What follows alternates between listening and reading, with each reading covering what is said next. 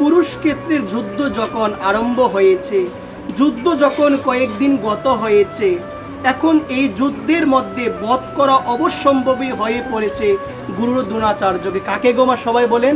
গুরু দ্রোণাচার্যকে। তাকে বধ করতে হবে। এখন তাকে তো এত সহজে বধ করা যাবে না।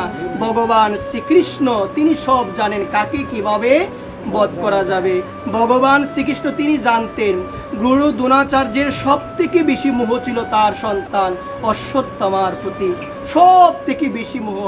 চিন্তা করলেন আমার ভগবান, যদি কোনোভাবে পৌঁছানো যায় অশ্বত্থামা মারা গিয়েছে, এই সংবাদ যদি আমরা পৌঁছাতে পারি কার নিকটে? সবাই বলেন দ্রোণাচার্যের নিকটে, তাহলে কি সম্ভব? তার মৃত্যু সম্ভব। আর তার মৃত্যু এত সহজে ছিল না, কারণ তার মাথার মধ্যে একটা এমন একটা জিনিস ছিল যার কারণে তাকে এত সহজে বধ করা যাবে না, অশ্বত্থামাকে বধ করা যাবে না। এখন একটা উপায়, যে কোনো ভাবে হোক দ্রোণাচার্যের নিকটে গিয়ে বলতে হবে তার ছেলের মৃত্যু হয়েছে। ভগবান বলেছেন, কিন্তু ভগবানের কথা বিশ্বাস করে নাই। কেন বিশ্বাস করে নাই?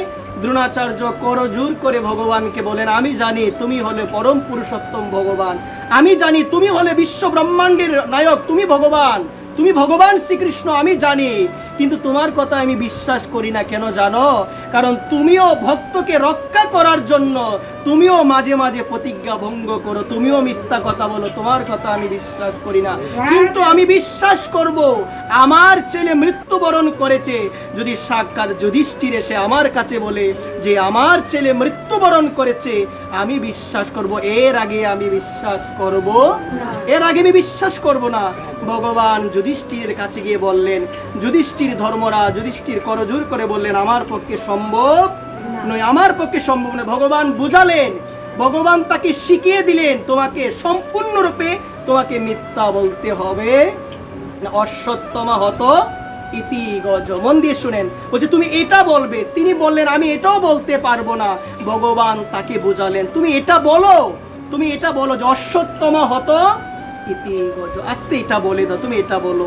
এই কথা ভগবান যখন তাকে বুঝালেন, তিনি গুরু দ্রোণাচার্যের কাছে গিয়ে, তার গুরুদেবের কাছে গিয়ে তিনি বললেন এই কথাটি, ভগবানের কথা শুনে, অশ্বত্থামা হত ইতি গজ।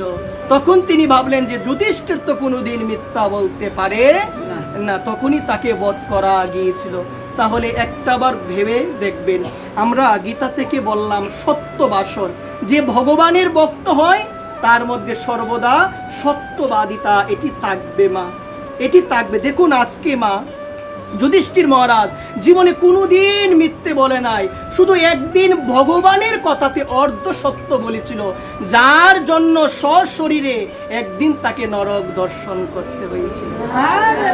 একদিন তাকে নরক দর্শন করতে হয়েছিল। জীবনে চলাচল ক্ষেত্রে কত মিথ্যা, কত অন্যায় কাজ, কত ধরনের অবিচার আমরা করি না মা?